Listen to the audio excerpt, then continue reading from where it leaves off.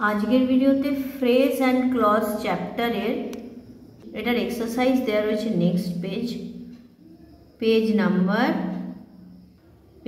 215 আর এই noun phrase এইটা আজকে এই এক্সারসাইজটা করানো হবে। Hello my dear students, welcome to বৌলপাজা টিউটোরিয়াল।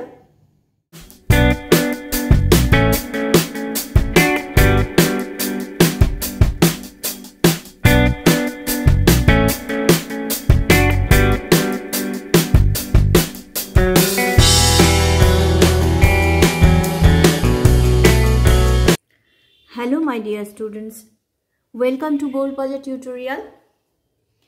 আজকের ভিডিওতে highlight of English grammar portraits by P K Mukherjee for class 9 and 10 এই বইটির ফ্রেজ চ্যাপ্টারটা এবারে ধীরে ধীরে পরপর ভিডিওতে থাকবে। তো প্রথমে আছে ফ্রেজ, আজকে ফ্রেজ চ্যাপ্টারটা করানো হবে। ফ্রেজের আজকে নাউন ফ্রেজটা করালাম, নাউন ফ্রেজটা আজকে করাচ্ছি। এবারে মানে স্টেপ বাই স্টেপ সবই ফ্রেজগুলো করে দেখাবো, তারপরে আমরা ক্লজে আসবো। ওকে, তো প্রথমে আমি বলে দিই যে ফ্রেজ জিনিসটা কি আগে বুঝে নিই। চলো, ফ্রেজ হচ্ছে, phrase is more than one word but which works as a part of speech in a sentences। মানে কি, ফ্রেজ হচ্ছে একটা গ্রুপ অফ ওয়ার্ডস যেটা কিন্তু একটা সেন্টেন্সের পার্টস অফ স্পিচের ক্রিয়াটা করে। কেমন?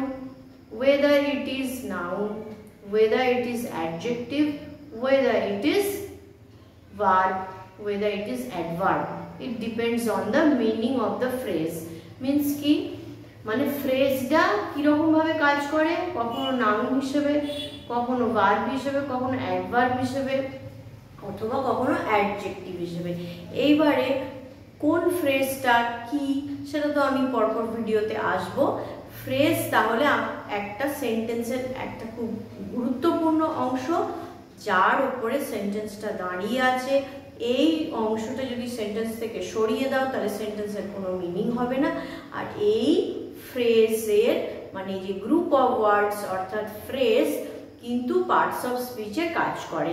নাউন ফ্রেজ মানে কি, নাউন ফ্রেজ সবসময় নাউনের মতো কাজ করে, অর্থাৎ এটা সেন্টেন্সে কাকে মডিফাই করবে, কার সম্বন্ধে বলবে, নাউন সম্বন্ধে বলবে।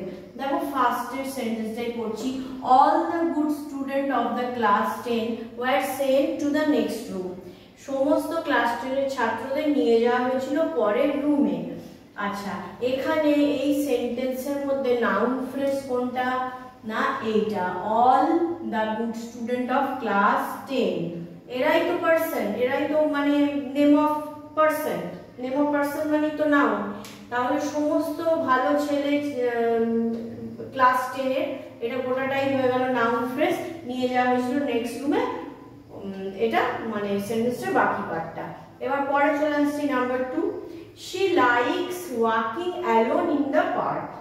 she likes পছন্দ করে, কি পছন্দ করে, walking alone in the park, হাঁটা পার্কে একাকী। তো এটা হচ্ছে সে কি পছন্দ করে না, এই অভ্যাসটা পছন্দ করে। এই অভ্যাসের নাম ওয়াকিং। ওয়াক মানে হাঁটা, কিন্তু ওয়াকিং মানে হাঁটা না, ওয়াকিং মানে হন্টন প্রক্রিয়া, মানে ওই হাঁটার প্রক্রিয়াটাকে আমরা ওয়াকিং বলি। ওকে, তাহলে সে কি পছন্দ করে না, একা পার্কে হাঁটা পছন্দ করে। একটা জিনিস মনে রাখবে, সেন্টেন্সকে যদি সেন্টেন্স, এটা মনে রাখবে, এটা ক্লজেও কিন্তু সেম জিনিসটা হবে। নাউন ক্লজ যখন পড়াবে একই তোমাকে বলতে হবে। সেন্টেন্সকে হোয়াট বা হু মানে কি, কি বা কে প্রশ্ন করলে উত্তর যা পাবে সেটাই হচ্ছে নাউন ফ্রেজ। এখানে নাউন ফ্রেজ কেমন, যেখানে ক্লজ হবে সেখানে বলবো নাউন ক্লজ, বাট এখানে তো আমি ফ্রেজ পড়াচ্ছি তাই এখানে ফ্রেজ হলো। ওকে, এবার চলে আসছি দেখো number 3, promise to come again.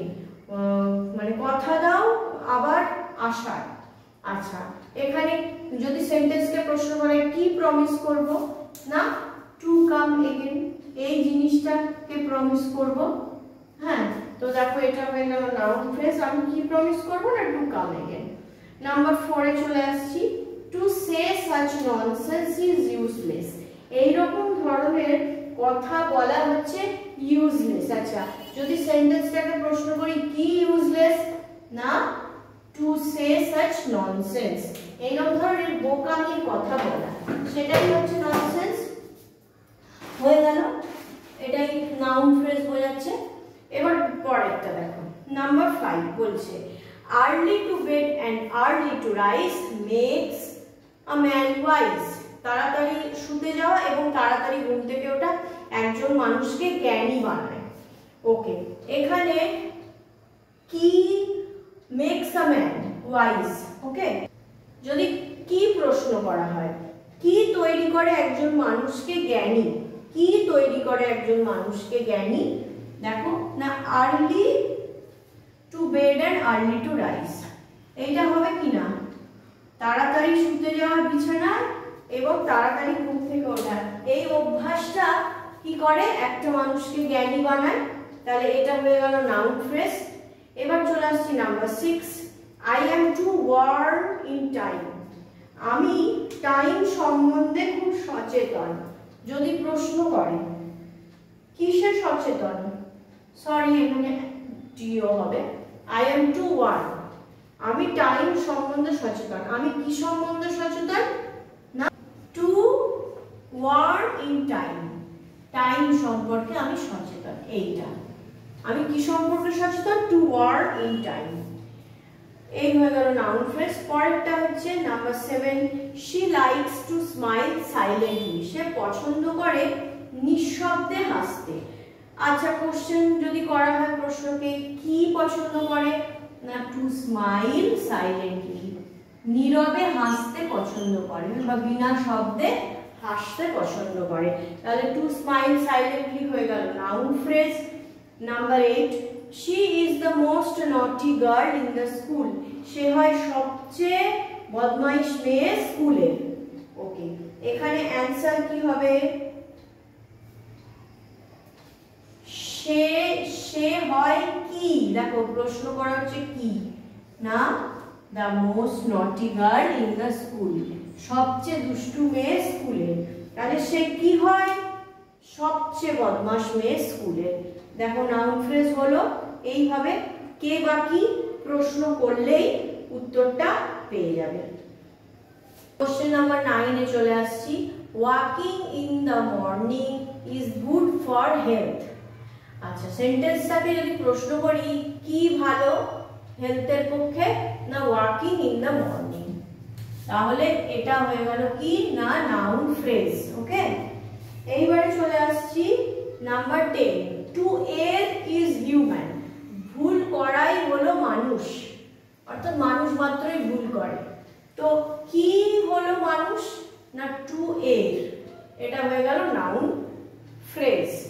পরেরটা চলে আসছে 11, praising all is equal to praising none, সবার প্রশংসা করা এর অর্থ হলো কারোরই প্রশংসা করা না। সবাই কি ভালো হতে পারে, আমি যদি সবার প্রশংসা করি তার মানে আমি আদতে কারোর প্রশংসা করছি না। তাহলে এখানে কি হবে, এখানে নাউন ফ্রেজ কোনটা, প্রেজিং অল।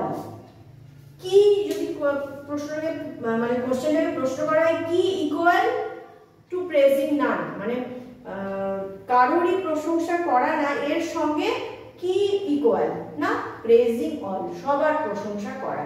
এটা হয়ে গেল নাউন। চলে আসছি number 12, she wants to love and be loved, সে চায় ভালোবাসতে এবং ভালোবাসা পেতে।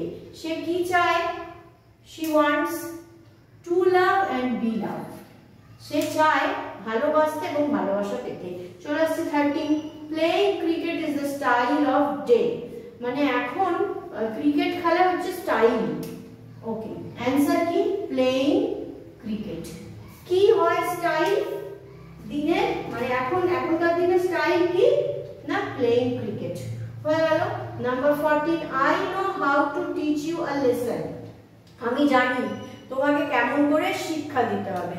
তা আমি কি জানি না, how to teach you a lesson, তোমায় কেমন করে শিক্ষা দিতে হবে। সব দেখো কি বা কে প্রশ্ন করা হয়েছে, এই পর্যন্ত যা হয়েছে সবই দেখো কি, সেন্টেন্সকে কি বা কে দিয়ে প্রশ্ন বলে উত্তর যে পাওয়া যায় সেটাই হচ্ছে নাউন ক্লজ।